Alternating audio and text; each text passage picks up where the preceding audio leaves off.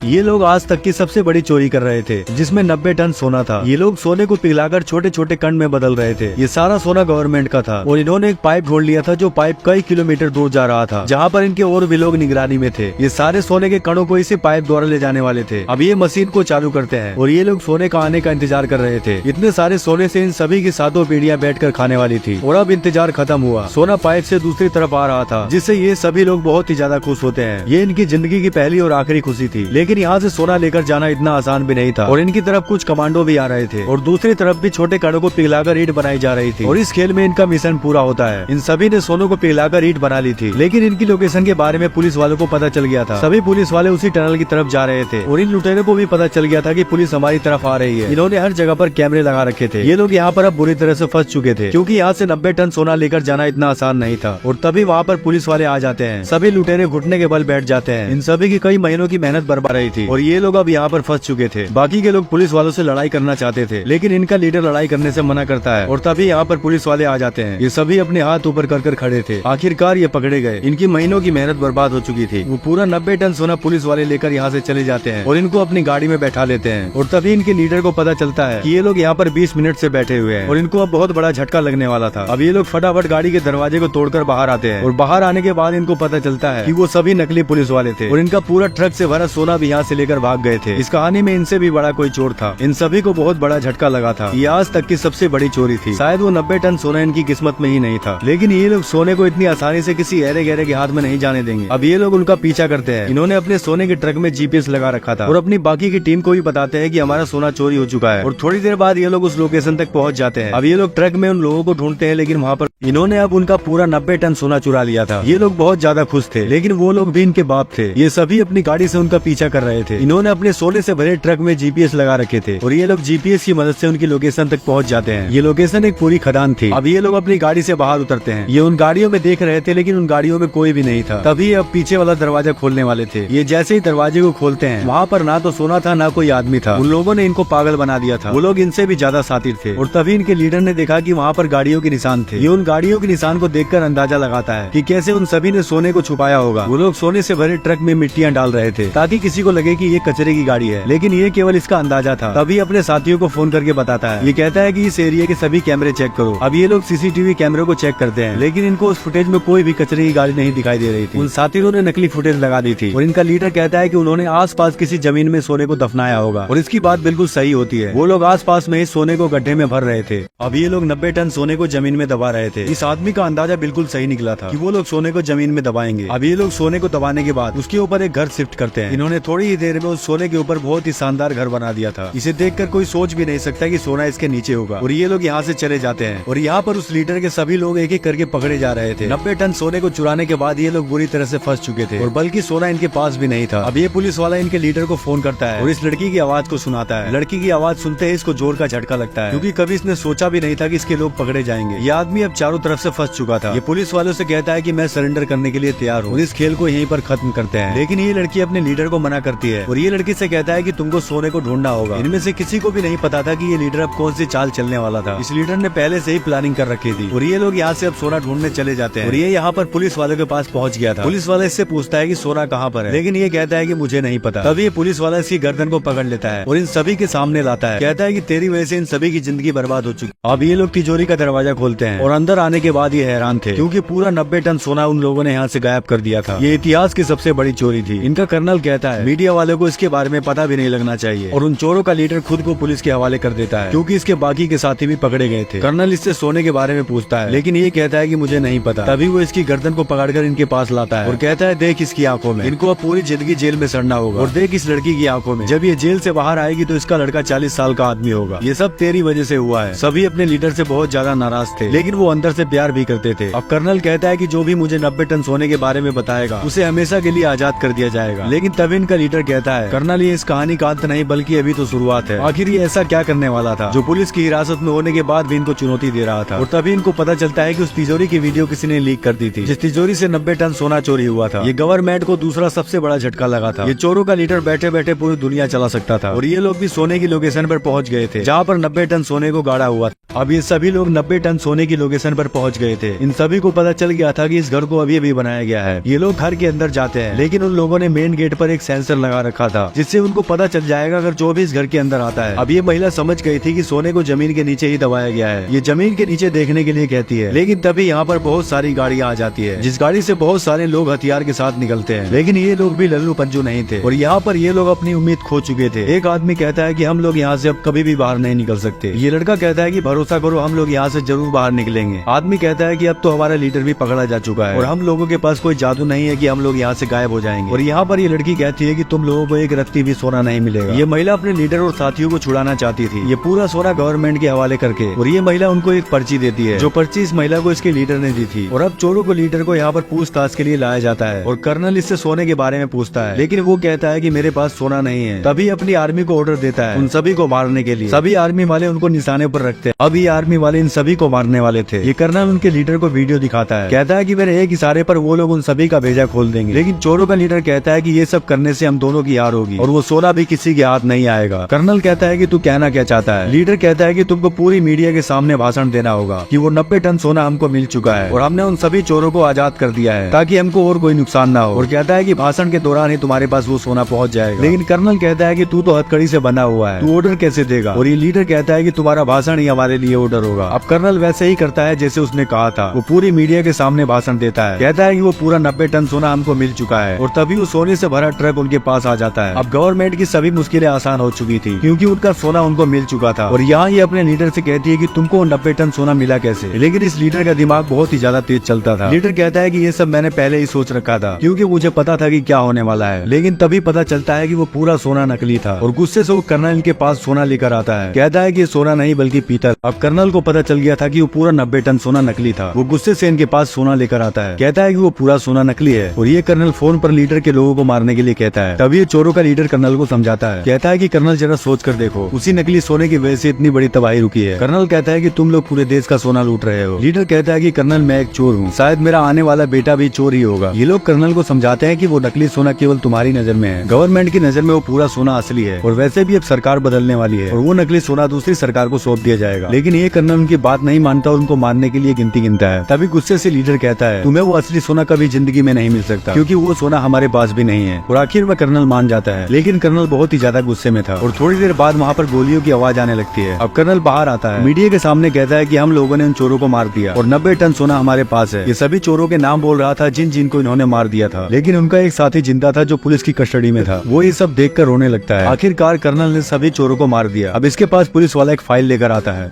अब सभी चोरों को मार दिया गया था, केवल एक को ही छोड़ा गया था, वो भी पूछताछ के लिए। आखिरकार कर्नल ने सभी चोरों को मौत के घाट उतार ही दिया। तभी एक पुलिस वाला फाइल लेकर इसके पास आता है। ये जैसे फाइल को खोलता है इसे कोई निशान मिलता है। ये निशान इसी के लोगों ने दिया था और ये लोग अभी जिंदा थे। ये सभी चोर दुनिया की नजरों में मर चुके हैं। इन सभी ने आर्मी पुलिस को आसानी से चकमा दे दिया था और असली 90 टन सोना इनके पास था, जिन्होंने इतनी बड़ी मुसीबत में भी अपना मुंह नहीं खोला था। पुलिस वाले खुद इनको दूसरे देश में पूरी इज्जत के साथ भेज रहे थे और अब लोकर में उस 90 टन सोने को रख दिया जाता है जो पूरा सोना नकली था। और इन लोगों ने असली सोने को लोगों को दे दिया था, लेकिन उस सोने में से इनको भी हिस्सा मिलने वाला था। अब इनके लीडर को पुलिस वाले सबका पासपोर्ट देते हैं। सभी चोर एक साथ थे जो बहुत ही ज्यादा खुश थे, एक दूसरे को गले लगाते हैं। किसी को अच्छा दोस्त मिल गया तो किसी को अपना सच्चा प्यार मिल गया था। और ये सारा क्रेडिट इनके लीडर को जाता है जिसने बड़ी से बड़ी मुसीबत में भी अपने लोगों का साथ दिया। इन्होंने कुछ खोया तो कुछ पाया भी था। खैर अब तो सोना इनके पास था। तभी वहाँ पर वही महिला आती है जिसने सोने को ढूंढ निकाला था। लीडर उसके पास जाता है और सोने के बारे में पूछता है। लीडर को सारी लोकेशन महिला ने बता दी थी। अब इनकी पूरी जिंदगी ऐशो आराम से बीतने वाली थी।